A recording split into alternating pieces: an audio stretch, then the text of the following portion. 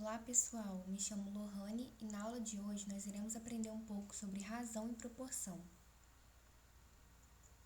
Nós chamamos de razão uma comparação entre dois valores por meio de uma fração, então uma divisão, um quociente. Então aqui um exemplo, nós podemos representar essa razão através da fração. Então, tendo o A como numerador e o B como denominador, ou até mesmo através de uma divisão, tendo essa divisão os dois pontos para representar. Lembrando que o B ele deve ser diferente de zero, já que o denominador de uma fração ela nunca pode ser equivalente a zero.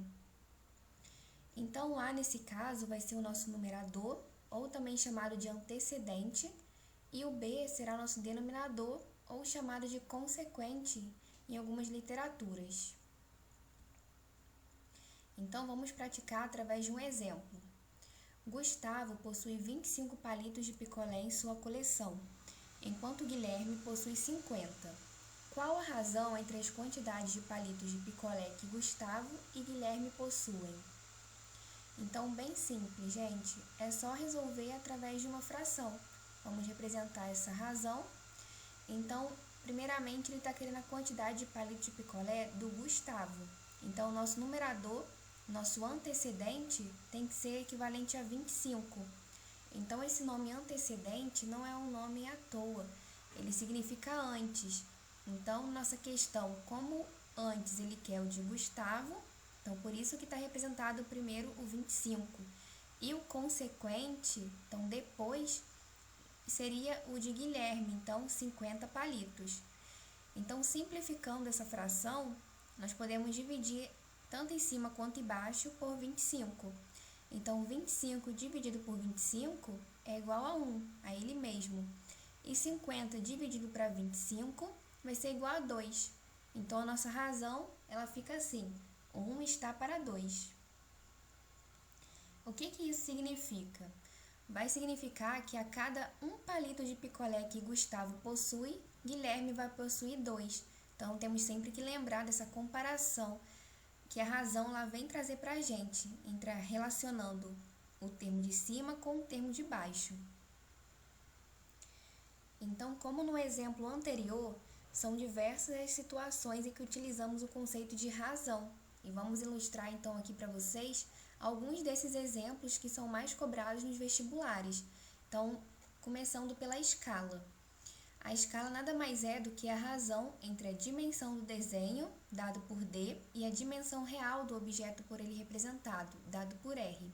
E ele é comumente utilizado na cartografia para representar distâncias. Então, nós utilizamos em mapas de cidades, plantas de casas. Ele pode ser também utilizado tanto para reduzir ou quanto para ampliar. Então, a escala nós podemos representar através de uma equação, uma razão. Então, dado por escala, vai ser igual a D, a dimensão do desenho, para R. Então, a dimensão real desse objeto. Então, o exemplo seria: uma cidade possui sua extensão igual a 3 km. Um cartógrafo, ao fazer um mapa da cidade, representou essa mesma extensão com um valor igual a 30 centímetros. Qual foi a escala utilizada para a construção desse mapa? Então, é só a gente utilizar a formulazinha anterior e substituir os valores dados pela questão. Então, considerando que a escala é dada por tamanho do desenho pelo tamanho real, nós substituímos pelas informações fornecidas pelo exercício. Então, o tamanho do desenho é 30 centímetros e o tamanho real seria 3 quilômetros. Então, nesse caso, como nós devemos efetuar essa divisão aqui, nós não podemos simplesmente dividir 30 por 3, já que a unidade de medida que acompanha ela é diferente. Em cima nós temos centímetros e embaixo quilômetros. Então, nesse caso, nós devemos igualar tanto por centímetros, então em cima e embaixo por centímetros, ou em cima e embaixo por quilômetros, ou até mesmo outra medida, como metros. Então, fica a seu critério. Nesse caso, eu preferi igualar tudo por centímetros. Então, transformando 3 quilômetros para centímetros, nós temos equivalente a 300 mil centímetros. Então, é só substituir na nossa equação. 30 centímetros dividido para 3 quilômetros, aqui é 3, tá, pessoal? Não é 30, vai ser equivalente a. Então, 30 centímetros repete, e aonde for o quilômetros, nós vamos substituir pelo centímetros. Então, 300.000 centímetros. Isso tudo vai equivaler a 3 dividido para 30.000. Então, dividimos 30 por 10. Então, 30 dividido para 10, 3. E 300.000 dividido para 10, 30.000. Isso é no caso da gente simplificar. E simplificando mais ainda essa fração, nós podemos simplificá-la dividindo tanto em cima quanto embaixo por 3. Então, 3 dividido para 3 vai ser equivalente a 1. E 30.000 dividido para 3 vai ser equivalente a 10.000. Então, a nossa escala vai ser essa razão aqui. 1 está para 10.000. Mas na escala, nós representamos mais essa razão através de 2 pontos. Então, 1, 2 pontos, 10.000, ok? Outra razão muito cobrada é a densidade demográfica, também chamada de densidade populacional, que nada mais é que a razão entre o número de habitantes ou a população dada por H e a superfície do território por eles habitada. Então, em algumas aulas anteriores, nós descobrimos que a superfície de um território é a nossa área. Então, nós podemos substituir superfície pelo nosso A, que seria área. Então, relacionando a densidade demográfica em uma equação, em uma razão, nós temos que DD, a nossa densidade demográfica, vai ser igual a H sobre A. Então, vamos ver um exemplo. De acordo com dados atualizados obtidos no IBGE, a capital do Brasil tem área de 5.780 km² e 2.530.160 habitantes. Qual a densidade demográfica de Brasília e o que significa essa razão? Então, vamos começar descobrindo a densidade demográfica de Brasília. Então, é só colocar a nossa equação e substituir pelos valores já fornecidos na questão. Então, substituindo o H, o nosso número de habitantes, pelo que foi fornecido, então, nós ficamos que o numerador 2.530.160 habitantes, dividido pela nossa área, que é 5.780 km². Então, a densidade demográfica aproximadamente vai ser equivalente a 444,7 habitantes por km². Então, esse número aqui é um decimal, nós temos um decimal aqui, o número 7, e não há problema quanto a isso, mesmo se tratando de habitantes, porque a densidade demográfica ela é uma média. Então, na maioria das vezes, não será um número exato que nós iremos encontrar. Bom, então, a próxima pergunta que a nossa questão pede é o que significa essa razão. Bom, a razão da densidade demográfica, ela significa que 444,7 habitantes existem por quilômetro quadrado. Então, nesse caso, nós queremos saber o número de pessoas por quilômetro quadrado. A próxima razão será a velocidade média, que é a razão entre a distância percorrida, o nosso D, e o tempo gasto para percorrer tal distância, o T. Então, representando através de uma razão, nós temos que velocidade média, Vm, vai ser igual a D, distância, sobre tempo, não é? O T. Então, vamos praticar. O recorde de corrida de 100 metros rasos pertence ao jamaicano Usain Bolt. Ele percorreu essa distância em apenas 9,58 segundos. Impressionante, não é? Então, qual foi a velocidade dele? Então, a velocidade que se refere aqui nesse exemplo seria a velocidade média. Então, temos que comparar, não é, a distância que ele percorreu e o tempo gasto. Então, lembrando que a velocidade vai ser a distância que ele vai percorrer em 1 segundo, já que ele está se tratando de segundos nessa questão. Então, vamos fazer essa razão. Velocidade média vai ser igual a, qual foi a distância? 100 metros. E o tempo, 9,58 segundos. Então, é só fazer essa divisão. 100 dividido para 9,58 vai dar aproximadamente 10,44 metros por segundo. Lembrando também que nós poderíamos utilizar outra medida de velocidade, como quilômetros por hora. E aí fica a seu critério, como na questão ela não mencionou qual seria a velocidade que ela queria, a unidade em si da velocidade, então nesse caso eu terminei por metros por segundo, mas também poderia ser quilômetros por hora. Outra razão seria a vazão. Então, assim, resumidamente, seria a razão entre a quantidade de fluido que passa por uma seção transversal de um duto, dada por C, então a capacidade, por unidade de tempo, dada por T.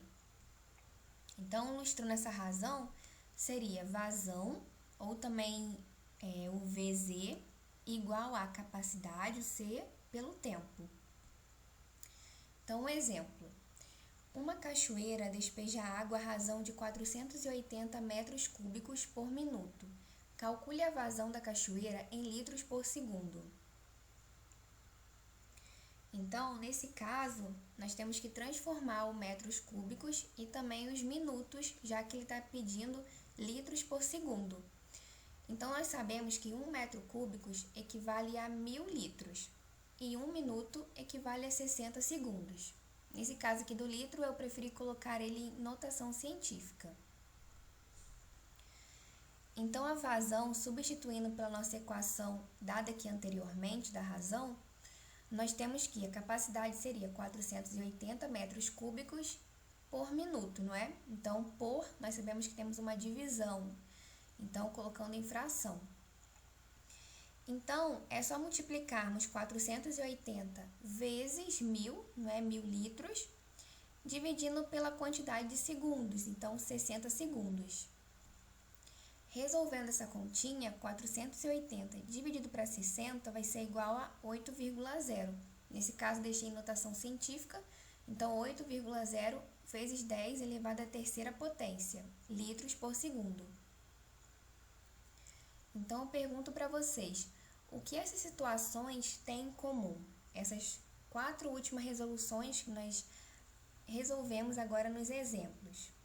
Bom, as 4, elas trazem de maneira clara as razões obtidas por meio da comparação entre as grandezas, que no caso foram 2 grandezas a serem comparadas inicialmente. Então, as grandezas que nós utilizamos foram velocidade, tempo, distância, volume e outras também. Lembrando que a grandeza é tudo aquilo que pode ser medido. Então, as grandezas que nós utilizamos foram basicamente essas daqui e outras também. Então, é importante termos em conta que em todas as situações, apontar a razão entre 2 grandezas implica que, ao aumentarmos ou diminuirmos o valor de uma, estaremos fazendo o mesmo com a outra na mesma proporção. Então, a gente conseguiu deixar isso bem claro. E também a ideia de comparar 2 grandezas, ela não implica necessariamente no seu quociente, não é? Ou seja, dividir um valor por outro. Como, por exemplo, na escala, nós não dividimos, deixamos ela na forma de divisão, mas não foi preciso dividir. Em outras já foi preciso, então é importante ficar atento também a isso. Então, aqui só para conceituar e deixar bem claro o sentido da razão. Aqui nós temos um exemplo que é um retângulo, então aqui é um todo dividido em algumas partes. Então, nós temos 2 partes vermelhas, por exemplo, uma grandeza, e 4 partes azuis, outra grandeza. Então, o que significa?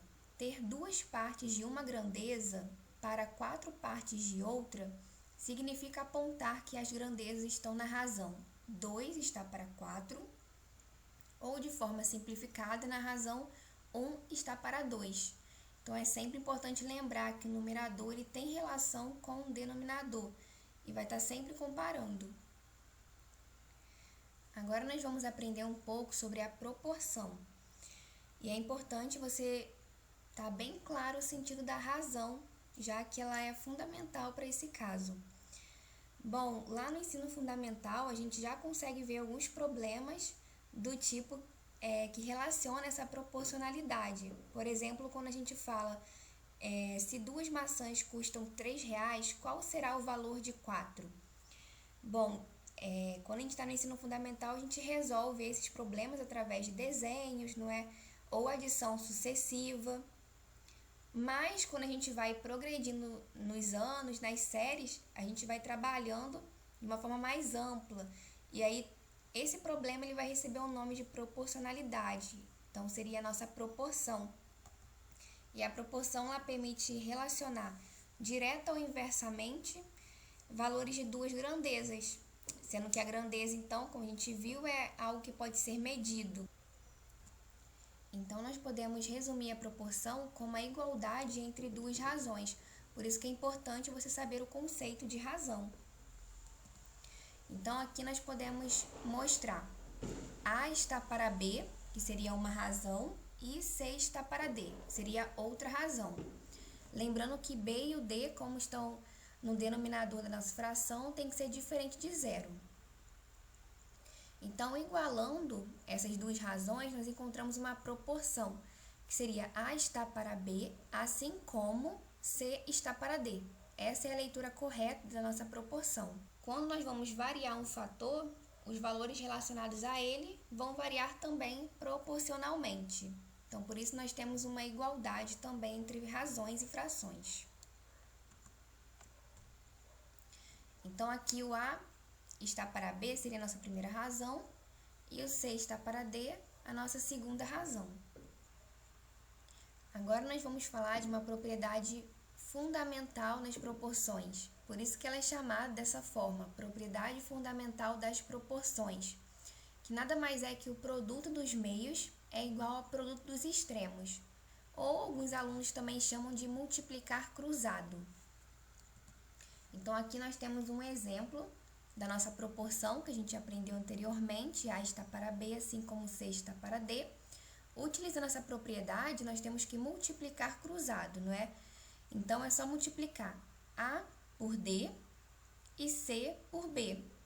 E a ordem dos fatores, como se trata de uma multiplicação, também não altera o produto. Então, tanto B multiplicado por C, quanto C multiplicado por B, e aqui nesse lado também.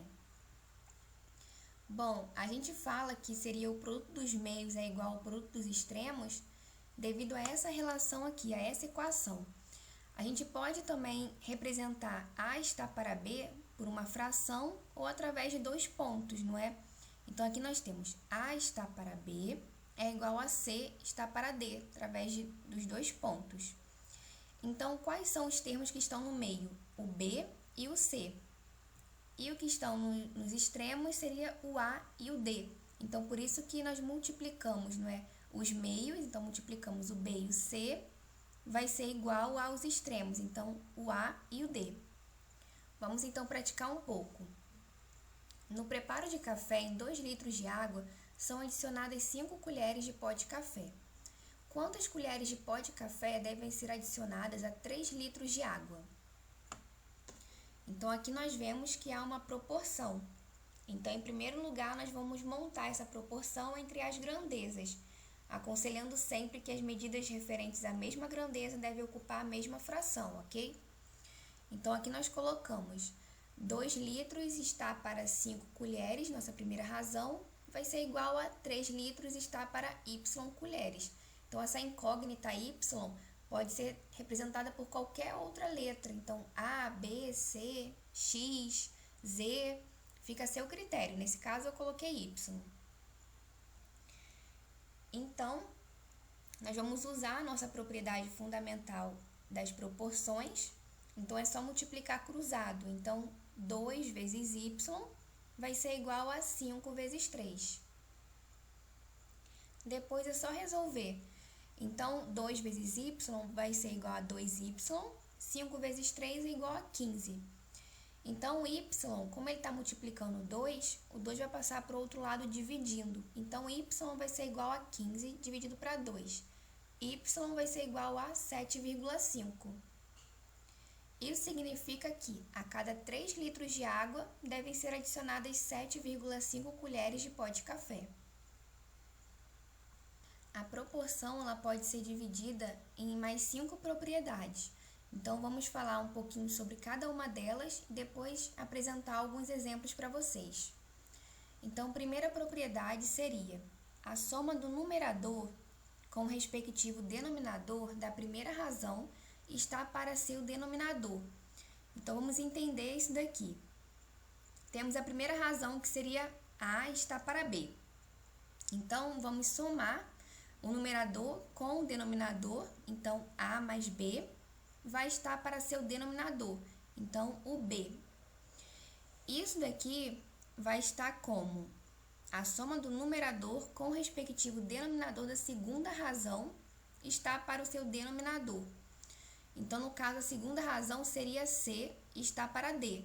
Então, é só somarmos o C mais o D, colocar no numerador, e dividir pelo D, que seria o nosso denominador. Mas também nós podemos representar essa propriedade trocando os termos, ao invés de colocar está para o denominador, ele pode também estar para o numerador. Então, nesse caso aqui, nós temos a soma do numerador com o denominador, então A mais B vai ser dividido, não é? Vai estar para o nosso numerador, nosso A. E aqui também da mesma forma. Então, na nossa segunda razão, nós somamos o numerador e o denominador, C mais D, e vamos dividir pelo C, que é o nosso numerador da segunda razão. A segunda propriedade é como se fosse o inverso da primeira. Na primeira, nós trabalhamos com a adição e agora nós vamos trabalhar com a subtração. Então, é só calcular a diferença entre o numerador e o denominador.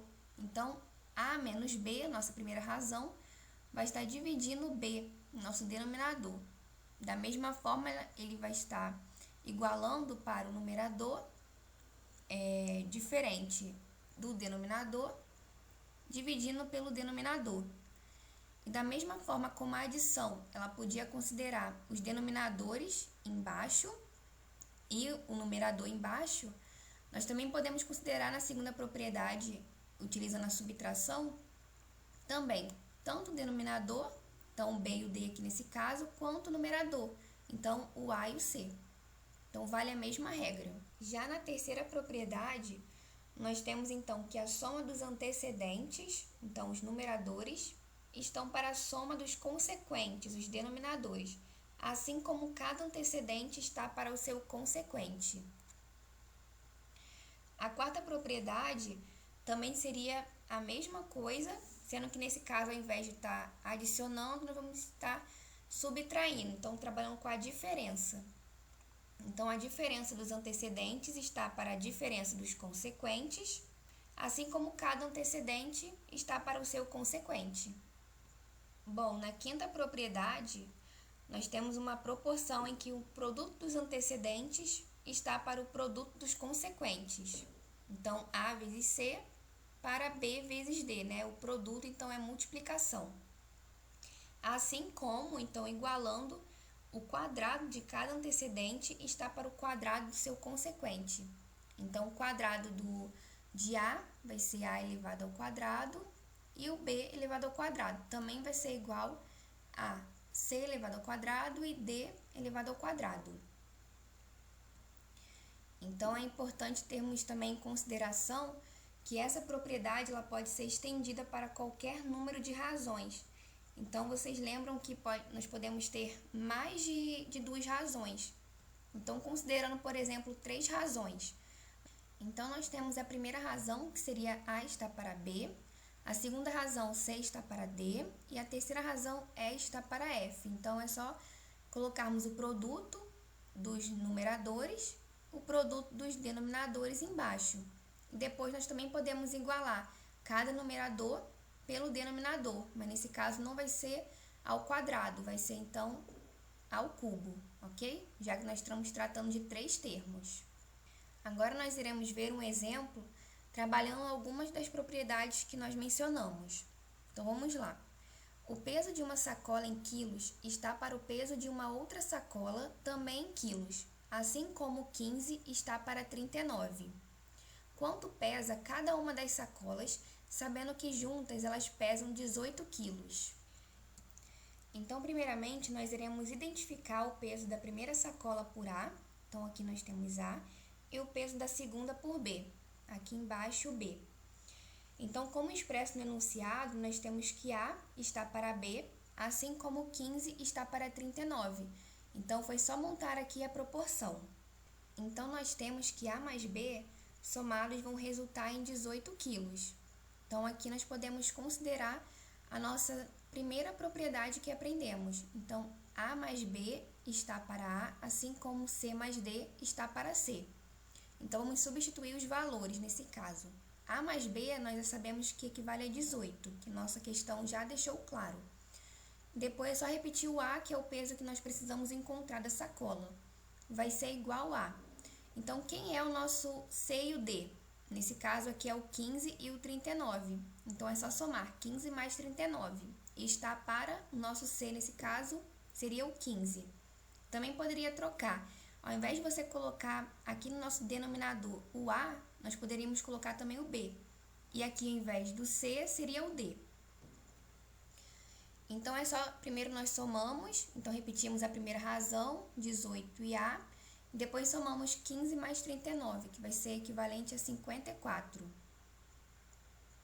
Então, depois nós fazemos a propriedade fundamental das proporções, então é só multiplicar cruzado. Então, multiplicando cruzado, nós temos A vezes 54, então 54A, e 18 vezes 15. Então, repetindo, 54A vai ser igual a 270. Então, nosso A vai ser igual a 270 dividido para 54. Já que 54 está multiplicando, ele passa para o outro lado dividindo. Então, o nosso A ele vai ser equivalente a 5 quilos. Então, já descobrimos o peso da primeira sacola. E agora só falta descobrir o peso da segunda. Então, sabendo que A mais B é igual a 18 quilos, então é só substituir. O A nós já sabemos que é 5. Então, 5 mais B é igual a 18. Então, o B vai ser igual a 18 menos 5. Como o 5 desse lado ele está somando, do outro lado ele vai passar subtraindo. Então, 18 menos 5 é igual a 13 quilos. E esse é o nosso resultado. Então, o que isso significa? Que uma das sacolas pesa 5 quilos, ao passo que a outra pesa 13 quilos. Agora, nós vamos para mais um exemplo. Calcule o valor de x na seguinte proporção. X menos 2 está para 24, assim como 2 está para 6. Então, é bem simples, é só você multiplicar cruzado, lembrando lá da nossa PFP, nossa propriedade fundamental das proporções. Então, nós multiplicamos x menos 2 por 6, igualando a 24 multiplicado por 2. Então, primeiro nós vamos fazer uma distributiva aqui nesse caso, já que x menos 2 está entre parênteses. Então, x multiplicado por 6, 6x. Menos 2 multiplicado para 6 vai ser igual a menos 12. Lembrando que, quando nós trabalhamos com a multiplicação com termos com sinais diferentes, nós temos o nosso resultado, nosso produto também com um sinal diferente, então, negativo. Então, 6x menos 12 vai ser igual a 24 vezes 2, 48. Então, 6x continua e o nosso menos 12 vai passar para o outro lado, adicionando. Então, 48 mais 12. Resolvendo essa adição, nós temos 60. Então, o 6, como está multiplicando aqui desse lado, vai passar para o outro lado dividindo. X vai ser igual a 60 dividido para 6. Então, x é igual a 10. Bem simples. A proporção, geralmente, ela utiliza para isso mesmo. Para quando a gente quer descobrir o resultado de alguma incógnita. Nesse caso, foi o x. Então, é só vocês praticarem. Por hoje é só. Até o próximo encontro.